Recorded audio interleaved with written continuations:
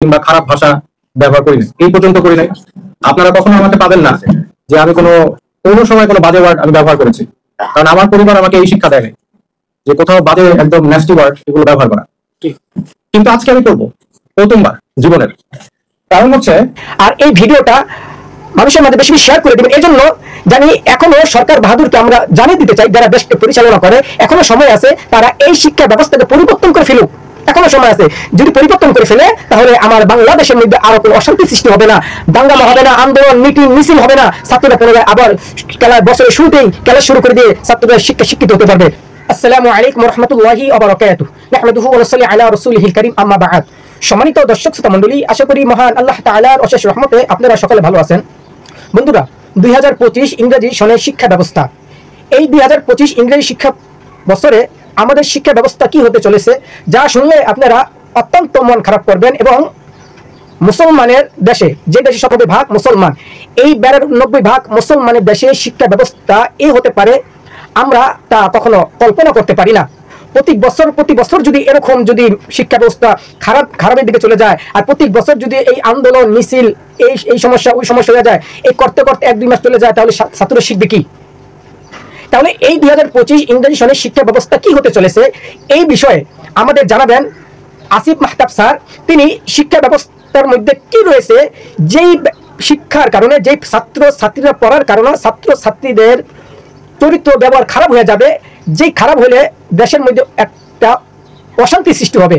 যে শিক্ষা ব্যবস্থা যদি ছাত্রের গার্জিয়ানরাও দেখে, তা ছাত্রীর গার্জিয়ানরা কখনো তা মেনে নিতে পারবে না। আর মুসলমান যদি উলামায়ে কেরাম, মাওলানা মুফতি মুহাদ্দিস এবং মাদ্রাসা শিক্ষকরা যদি দেখে, তাহলে তো তাদের আলোচনার মাধ্যমে, তারা ওয়াজ মাহফিলের মাধ্যমে মানুষকে বোঝাবে, আর মানুষ হয়ে যাবে, মানুষ শিক্ষার প্রতি আস্থা হারিয়ে ফেলবে। তাহলে আসুন সেই শিক্ষা ব্যবস্থা কি হতে চলেছে, আমরা এই বিষয়টা আসিফ মাহতাব স্যারের থেকে জেনে নেই। যখন এটা জানতে পারি, আমি আসলে মানসিকভাবে একটু আহত হই যে এটার জন্য কি আমি জেল খেটেছি, মার খেয়েছি, কিংবা খারাপ ভাষা ব্যবহার করি না, এই পর্যন্ত করি নাই। আপনারা কখনো আমাকে পাবেন না যে আমি কোনো সময় কোনো বাজে ওয়ার্ড আমি ব্যবহার করেছি, কারণ আমার পরিবার আমাকে এই শিক্ষা দেয় নাই যে কোথাও বাজে একদম ন্যাস্টি ওয়ার্ড এগুলো ব্যবহার করা। কিন্তু আজকে আমি করব প্রথমবার জীবনের।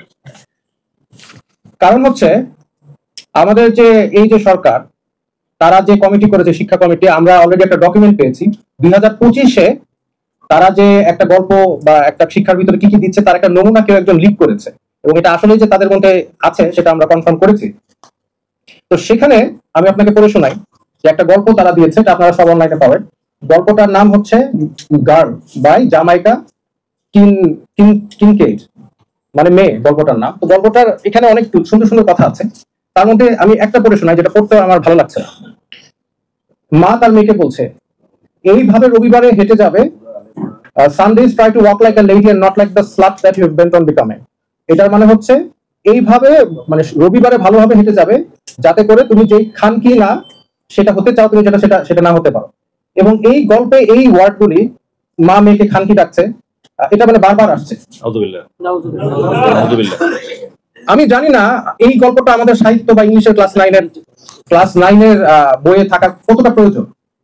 আপনারা এই যে ভাইয়া বলছিল যে আমাদের ইসলামিক, আমরা আন্দোলন করেছি ইসলামের জন্য, উনি বলছিল যাতে ইসলামিক ভ্যালুজ রাখে, আমাদের সংস্কৃতিতে ইসলাম এর যে মূল্যবোধটা সেটা আসে। আমাদের নবী করিম সাল্লাল্লাহু আলাইহি ওয়াসাল্লাম কি এই ধরনের ওয়ার্ড ব্যবহার করা কোনো গল্প বা এই শিক্ষার মধ্যে দিয়েছিল? কোরআনে কি এই ধরনের ওয়ার্ড আছে?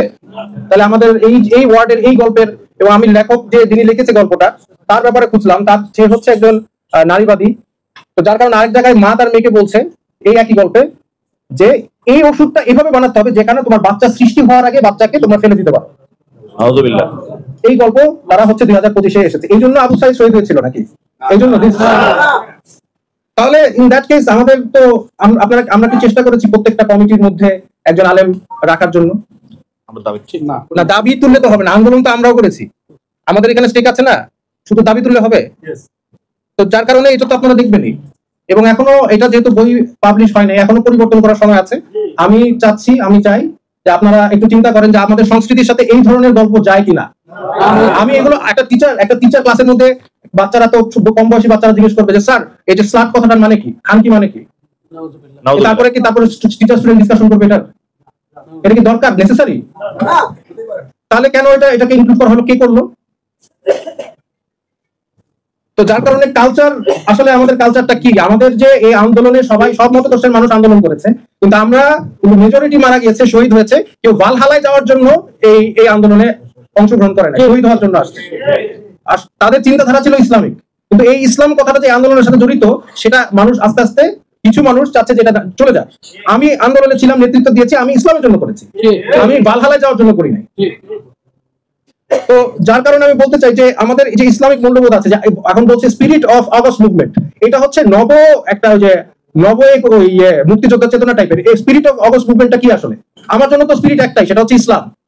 এবং আমার ইসলাম, আমি মনে করি আমার যতটুকু জ্ঞান আছে, টিচার একটা স্টুডেন্টের সাথে ডিসকাশন বা করতে পারে না। এবার প্রশ্নের মধ্যে দিয়েছে যে ওই মেয়ে যদি ছেলে হতো তাহলে কি তার সাথে তার মা কিভাবে ভিন্নভাবে আচরণ করতো, এই হচ্ছে শিক্ষা। তাহলে আন্দোলন করে আমরা দেশ স্বাধীন করলাম কিসের জন্য? ওয়াই? তো এই সংস্কৃতি আসলে কি আমরা চেয়েছি? এটা আপনারা একটু চিন্তা করেন, ভাবেন, আর একটু এই জিনিসটা নিয়ে আপনারা একটু দেখেন যে আমরা আসলে এই ধরনের, এখনো তো সময় আছে, ছাপানো হয় নাই, যাতে আমরা আশা করি এই গল্পটা যাতে বইয়ে না থাকে। আরো আছে কিনা জানতে, এটা তো আরেকটা ভালো পয়েন্ট আপনারা বলেছেন, আরো আছে কিনা। এখন এই সরকারের ভিতরে ট্রান্সপারেন্সি নাই, তারা আমাদেরকে আগে দেখাবে না তারা কি কি গল্পগুলো দিয়েছে, জনগণের সাথে ক্লিয়ার হবে না, সংবিধান কি পরিবর্তন করছে সেটা ক্লিয়ার হবে না, পাঠ্য বই ক্লিয়ার হবে না, তারা তো সব গোপনে করছে। কেন গোপনীয়তা? কেন এটা লিক করেছে? কেন লিক করা লাগবে? আমাদের তো জানার কথাই ছিল আপনারা কি কাজ করছে। তো এইটাই বলে আমার বক্তব্য শেষ করেছি। আমি যখন এটা জানতে পারি, আমি আসলে মানসিক ভাবে একটু আহত হই যে এটার জন্য কি আমি জেল খেটেছি, মার খেয়েছি, নির্যাতন হয়েছি এই জন্য। আর এই ভিডিওটা মানুষের মাঝে বেশি শেয়ার করে দিবেন, এজন্য জানি এখনো সরকার বাহাদুরকে আমরা জানিয়ে দিতে চাই, যারা দেশকে পরিচালনা করে, এখনো সময় আছে, তারা এই শিক্ষা ব্যবস্থাকে পরিবর্তন করে ফেলুক। এখনো সময় আছে, যদি পরিবর্তন করে ফেলে তাহলে আমার বাংলাদেশের মধ্যে আরো কোনো অশান্তি সৃষ্টি হবে না, দাঙ্গামা হবে না, আন্দোলন মিটিং মিছিল হবে না, ছাত্ররা পুনরায় আবার বছরের শুরুতেই ক্লাস শুরু করে দিয়ে ছাত্ররা শিক্ষিত হতে পারবে। এই বলে বিদায় নিচ্ছি। আসসালামু আলাইকুম ওয়া রাহমাতুল্লাহি ওয়া বারাকাতুহু।